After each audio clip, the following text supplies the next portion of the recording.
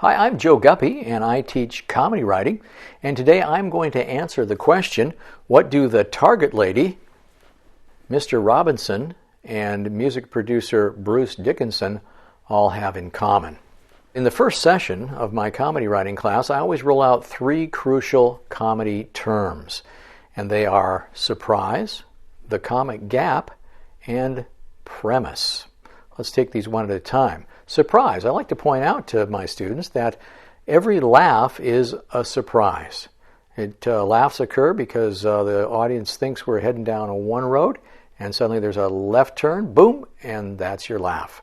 That applies to a short little one-liner, and it applies in the comedy sketch premise because there's a difference between ordinary reality and the twisted, surprising world of the comedy sketch. Now, how do we create that surprise? Well, we create it by opening up what I call, or what John Truppi calls, to tell you my source material, the comic gap. And again, as I said, the comic gap is that difference between our ordinary reality and the world of the comedic sketch. Now, I'm going to give three examples, but first let me tell you about the word premise. The word premise is extremely important because, not in small part, because Chris Rock, who really knows how to create and expand upon comedy premises, was being interviewed one time, and he said that he talks to a lot of comedians, and they'll come up and say, you know, I got good material, it's funny stuff, but I'm just not getting the laughs. And he says, that's because the audience doesn't understand the premise.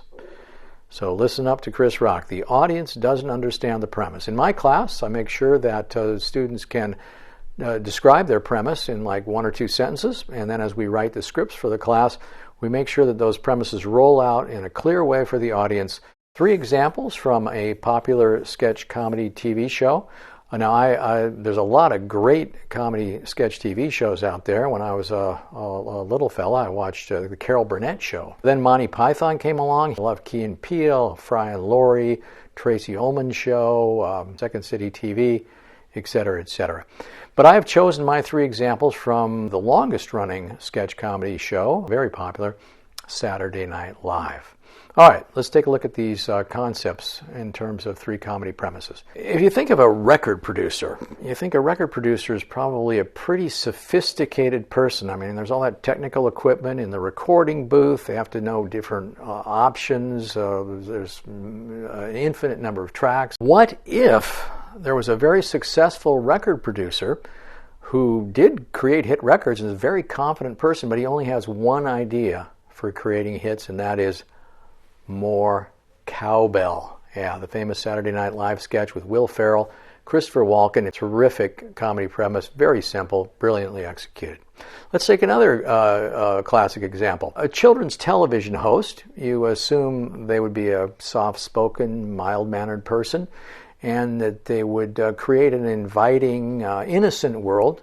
Now, what if a children's host had that same quiet voice, soothing manner, inviting mannerisms, but rather than having an innocent world like Mr. Rogers' Neighborhood, they're reflecting the gritty urban reality of Mr. Robinson's Neighborhood. And that's Eddie Murphy, classic performance from back in the day, and they even did an updated version in 2019. Let's talk about being a retail clerk at a big box store. Does that sound like a very exciting job? Kind of dull, right? Well, what if an employee who worked as a cashier at Target was incredibly enthusiastic about her job? She loves the customers, she loves showing them the products. And then you would have Kristen Wiig as the Target Lady, one of my all-time favorite awesome sketches. So there you have it, three comedy premises that all roll out by creating a gap between ordinary reality and the comedic world of the comedy premise, creating a surprise that makes us laugh. All right, I am Joe Guppy. Stay creative.